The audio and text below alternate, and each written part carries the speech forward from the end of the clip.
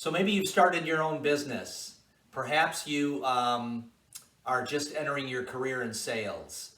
We're going to find out some of the keys to not just getting started on the right foot, but getting started with the right mindset and the right attitude to really have success.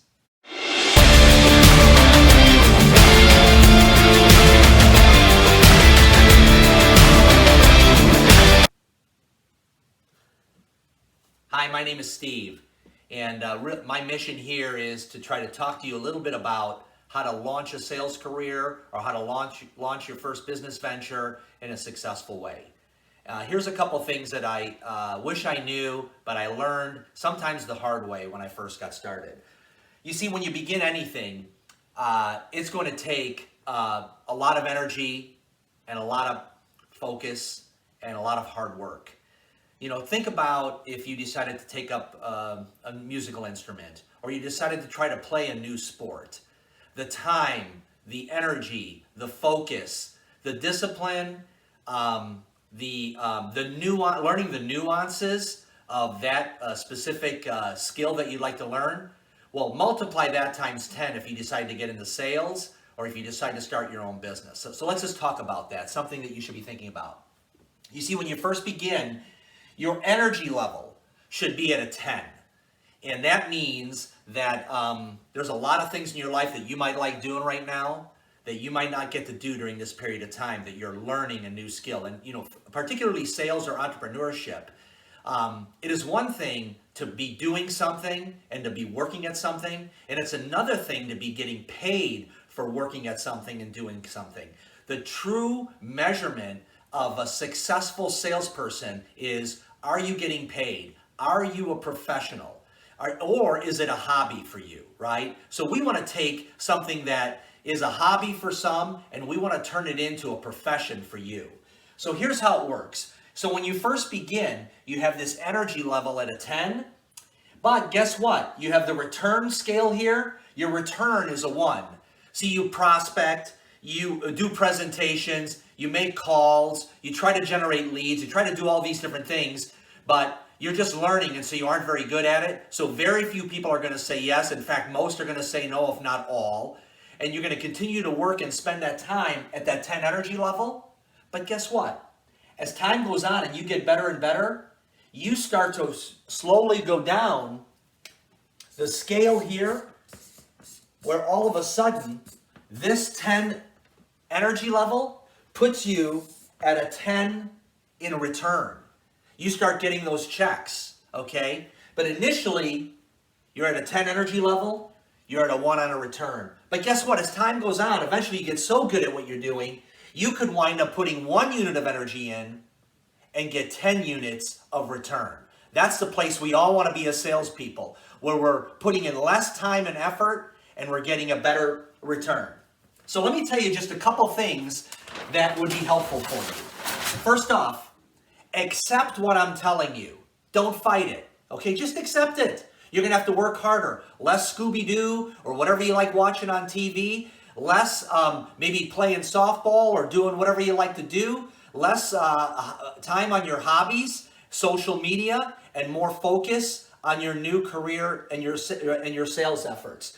Don't fight it. Another thing is, let others know. Let others know that you're pursuing this. Okay, let your significant others know. Let your children know. Whatever you're doing, let them know that this is going to take time and energy. Just like if a person were to become a doctor or a lawyer or take night classes or whatever it might be, it's going to require time, discipline, energy, and focus for you to put the elbow grease into your sales career. And then one thing that a lot of people neglect, and then they wind up having to recover for another 10 years, take care of yourself. There is no job that is worth sacrificing yourself. There's no venture, there's no sales effort, there's no entrepreneurial effort that is worth neglecting yourself for long periods of time, where you're not able to exercise, not able to keep your mind straight, not able to nurture your spiritual life. In fact, all those things help you to become successful at your whatever you're pursuing, much less your business. And one other thing that I want you to stay focused on is this. Take time daily. You see that? Take time daily to envision success for yourself. What does that look like? It's just taking a few minutes and going, okay, what if these meetings went well? What would it look like?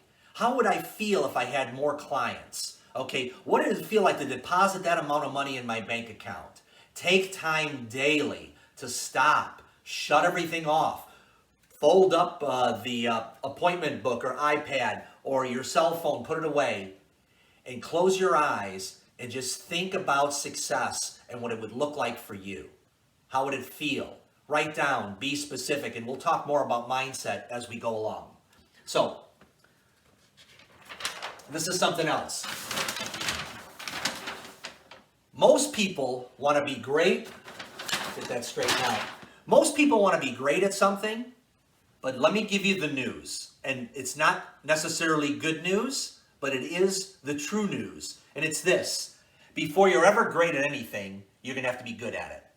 And before you're good at it, you're going to be bad at it. And guess what? Most people don't like being bad at anything, so they never try. But I can tell you, you can get through the bad period of time, and there's only one way to get through it. Time and effort. You see, time alone, many people stay in the bad period or they are bad at certain things their whole life. Why? Because they never invested enough effort and energy into the time to get good at it. And once you are good at it, once you are good at sales and once you're good at being a business owner and entrepreneur, nobody can ever take that away from you. It is not a skill, it is who you actually become. And you are now increasing your value to the business community. So as you get good, you then work on the disciplines and the fine tunings that help you to become great. And guess what? You go from smaller dollars to bigger dollars as you go down the line. I know it seems obvious. So, in recapping, guess what? When you start something, you have to put a 10 energy into it to get a 1 unit rate of return. But that 1 unit is going to climb and climb and climb as you put your elbow grease into your business. You're going to be bad before you're good, and you're going to be good before you're great. There's no way around that. So get started with being bad. And as things fall through, you just say, that's fantastic. I am that much closer to the good times, and I'm that much closer even to the great times. So hey, that's the lesson for today. I hope that was helpful for you. We have a podcast where we actually interview successful people who have climbed their way up through sales. In fact, last week we interviewed Andres Lozano from Chicago Realty, and he started his sales career in an Uber and started doing real estate and is right now tremendously successful. Listen to his story. It'll be in the information box below.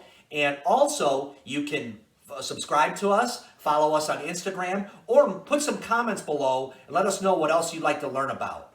Thanks a lot, and we'll talk to you soon.